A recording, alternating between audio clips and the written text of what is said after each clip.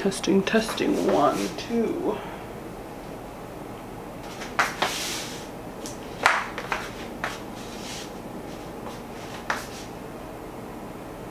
So here they are. Third time is a charm, right?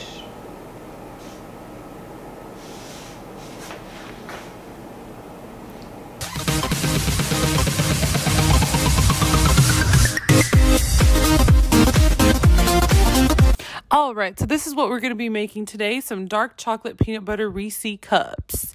How old were you when you realized this is the shape they have because they're inside a cupcake liner? Anyways, we're going to start with chocolate. I like special dark, but you can do whatever you like. Some coconut oil, honey, peanut butter. Shout out to Kevin for the organic stuff.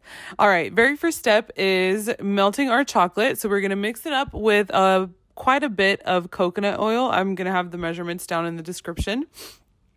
We're going to mix it up, throw it in the microwave for 30-second increments. And after each 30 seconds, make sure you really stir it up because these chocolate chips are hard to melt.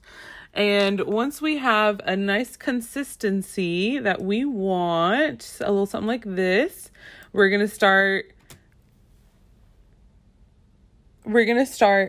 filling up our little cupcake liners and get our nice base layer going.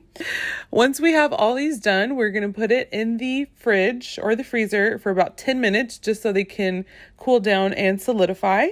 And while those go chill, quite literally, we're going to work on our peanut butter mixture. So the very same thing, we're going to throw in some peanut butter, some coconut oil, and the recipe calls for honey. Sometimes I skip this step because I'm the type of person that gets a toothache if I eat something too sweet. And it doesn't taste bad at all. I kind of like the tart flavor to it. When you don't add any honey, it just tastes like straight up peanut butter. And this will take a little less long to melt and get that consistency that you want, depending on what kind of peanut butter you're using.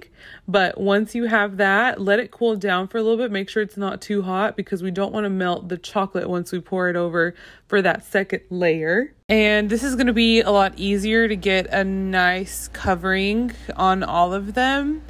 I don't know why, for some reason, the chocolate doesn't spread as easily, especially if their tray's really cold. It'll get hard. But anyways, you get it done and then you do step number 1 all over again. Make sure you get a nice covering on all of them, and it goes back in the fridge for another 10 minutes, unless you're like me and forget about them for a few days until your roommate asks you what on earth is in the freezer. But yeah, that's it. We're done. Ta-da! Here you have them. They're getting a little melty because we just had a photo shoot outside. Once again, looking like a crazy person in the street for you guys. I cannot wait to dig in. They're so good. Dark chocolate. If you throw a little bit of sea salt on it. Ooh.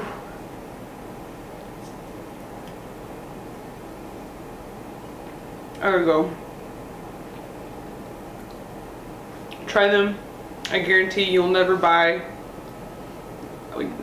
Never mind. You probably will buy them, but so worth it. And it's so freaking easy to do.